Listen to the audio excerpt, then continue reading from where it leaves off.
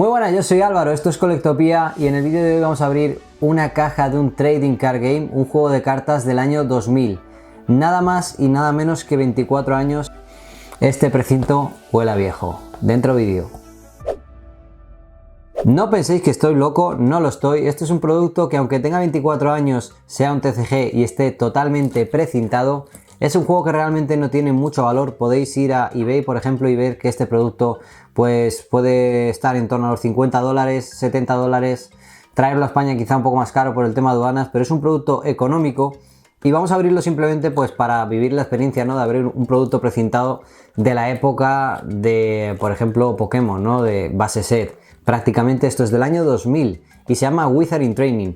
Si os fijáis en el arte, pues quizá, y teniendo en cuenta que es del año 2000, os traiga recuerdos a alguna saga por ahí que se hizo muy popular en esa época. Y sí, es que esto estaba pensado para ser el juego de cartas de la serie de libros famosísima y además súper famosa en esa época, precisamente Harry Potter. Para que os hagáis una idea, la empresa que está detrás de este juego de cartas, que es Upper Deck, es una empresa que lleva desde el año 1988, el año en el que nació un servidor, y que se dedica casi exclusivamente a juegos de cartas, bueno, más que juegos de cartas, a cartas coleccionables de deportes, sobre todo en Estados Unidos. Pues ya sabéis que hay muchísimos deportes como el fútbol americano, el hockey sobre hielo, el rugby, incluso el fútbol.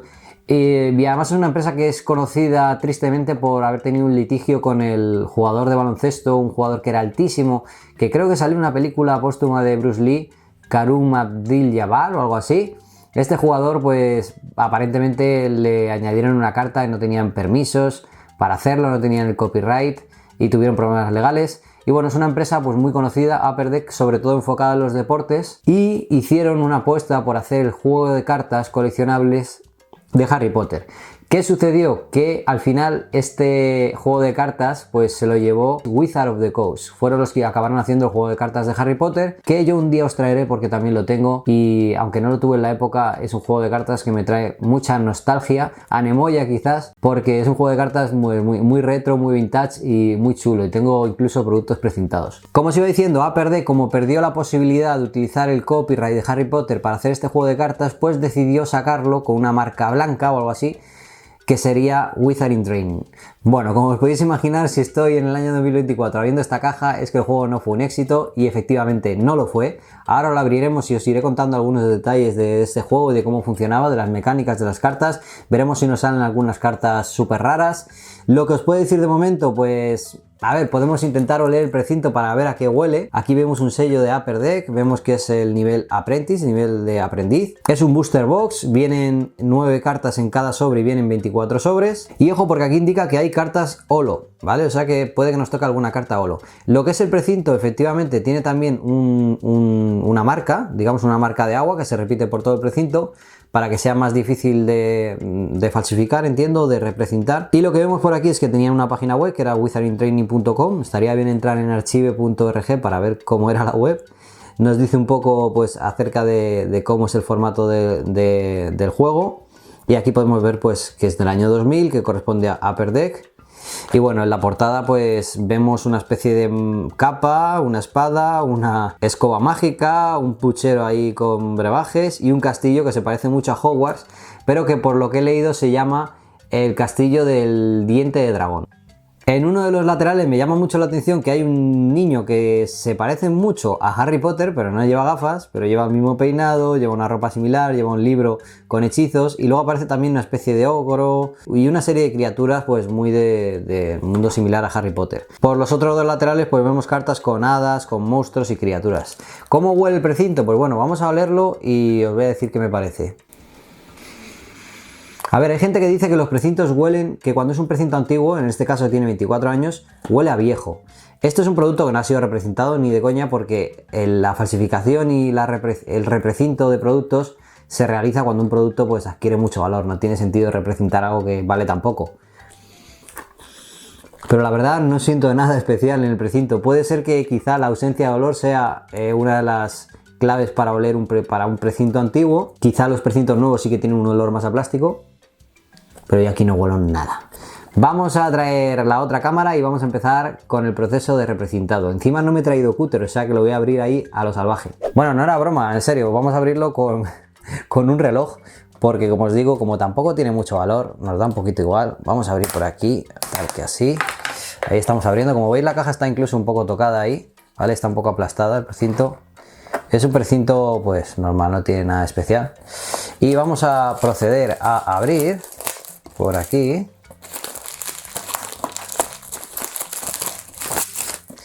Ahora que lo he abierto, voy a oler a ver si efectivamente no huele a nada, o sea, literalmente no huele a nada. A lo que es el Booster Box, pues la caja en cuestión es similar a las cajas de la época, de tanto de Pokémon como Harry Potter, como todas las cajas de este tipo. Lo único que, a ver, está un poquito aplastada. Vamos a acercar que así. Esto se quedaría así. Bueno, está bien, llamativo, ¿no? Esto es lo típico que veíamos en los kioscos. Tiene aquí una pequeña pegatina para identificar que es original, entiendo. No tiene mucho más. Bueno, aquí el precinto incluso está partido. Si esto fuese un producto carísimo y yo lo estuviese abriendo, la verdad estaría rayado pensando, ostras, a ver si esto es un reprecintado y tal, porque cuando ves estas cosas, pero tiene sentido porque la caja ha sido aplastada por aquí, entonces tiene sentido que haya podido ser pues roto por ese lado. Aquí podéis ver cómo se ven los sobres. Wizarding Training, Upper Deck, Booster Pack, Look for Holofoil Advanced Wizard Insert Cards. No sé cuáles son las Insert Cards, yo sé que hay el libro de hechizos, sé que hay personajes, 6 personajes entre los que puedes elegir. Vienen 9 cartas y la verdad es que los sobres son muy del estilo de los que hacía Wizard of the Coast. Hay 6 personajes, hay 23 cartas de duelo, hay 22 hechizos. ¿Podemos ver cómo huele esto? Tampoco huele a nada, literalmente huele a nuevo. Lleva conmigo bastante tiempo. Vamos a separar esto un poco y vamos a abrir el primer sobre para ver qué tal, cómo son las cartas. Bueno, de momento llamativo porque esto, claro, estamos acostumbrados a que suceda al revés, a que las cartas estén así, ¿no? Tal cual abres el sobre por el frontal. Bueno, en este caso pues vienen así al revés. El tacto es cutre, la verdad, se sienten como cartas falsas de Pokémon. Tienen bastante brillo. Se sienten como cartas falsas, la verdad. Tienen menos gramaje. Pero ojo, fijaos qué curioso, tiene ahí holo. En la parte de atrás han puesto una especie de holograma de Upper Deck que hace que, bueno, que falsificarlas pues sea un poquito más difícil, más laborioso y además tiene como cierta rugosidad. Mira, esto es algo que me llama la atención, la verdad. Bueno, vamos a dar la vuelta y vamos a ver qué tenemos por aquí. La verdad es que las cartas están impecables. Vamos a ver el centrado por detrás. Pues están bastante bien. Me llama la atención que algunas están al revés. Yo no las he tocado y fijaos. ¿Dónde está Lolo aquí? Y aquí está aquí. Bueno, vamos a dar la vuelta y lo vemos. A ver si aquí también están al revés. Escorpión. Primera edición, veis como podéis ver que también había primera edición, veis el arte y lo primero que quiero ver es, bueno, lo primero que estoy viendo es que tiene un defecto aquí, ¿vale? Está reventada la carta y también me llama la atención que, bueno, no sé si hay rarezas, pero aquí desde luego no hay nada que me indique, todo esto es copyright, que la rareza de la carta, ¿no? Bueno, esta en concreto estoy 100% seguro que es una común. Vamos a seguir pasando. Porque, bueno, sí, están al revés algunas. Lo podemos ver ahí. Vamos a ver la siguiente. Skull, calavera. Esto es un objeto. Arriba estamos viendo el número. Ese 1 no sé qué significa. Pero sigo sin saber muy bien cómo saber si una carta es muy rara. Aquí tenemos Speed Brom. No sé si Brom es escoba. Es otro objeto.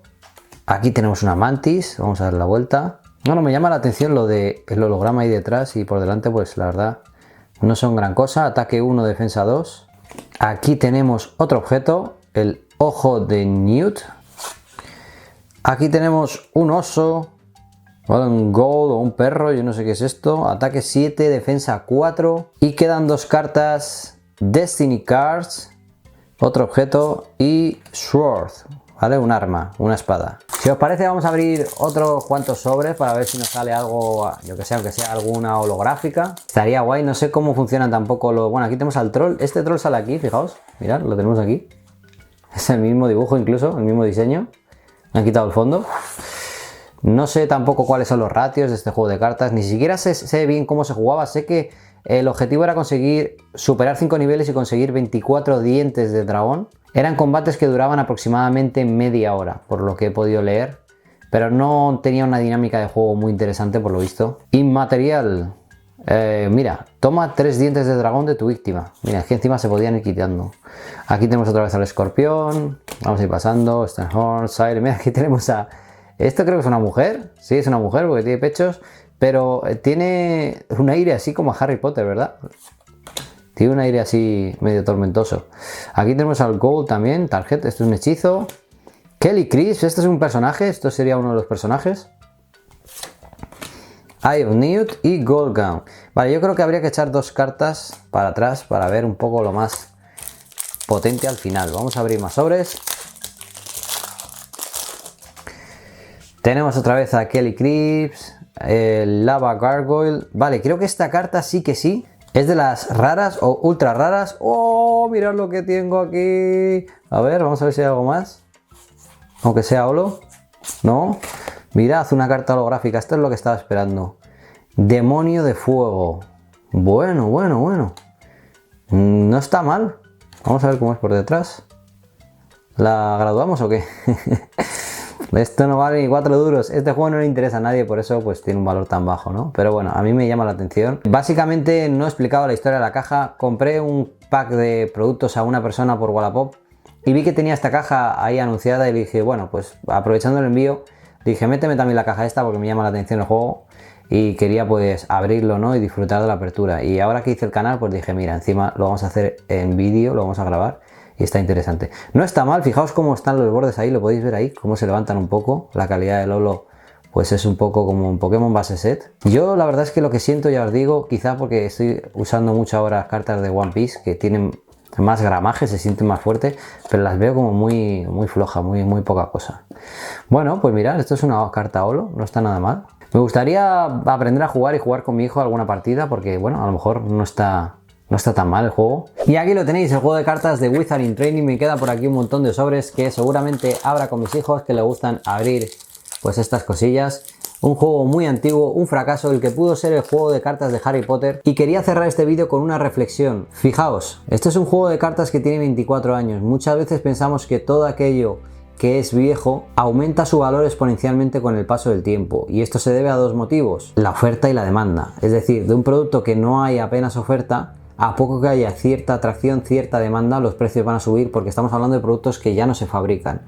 Esto no es como cualquier producto que encuentres en la actualidad, que se puede seguir fabricando, se puede seguir emitiendo y que va a seguir teniendo oferta y demanda y va a estar equilibrado y se puede mantener un precio de mercado. En este caso no hay mucha oferta, sí que es cierto que el juego fue un fracaso y por eso hay tanto producto precintado, incluso 25 años después, pero hay un factor que es clave y es que el factor de la nostalgia es muy importante.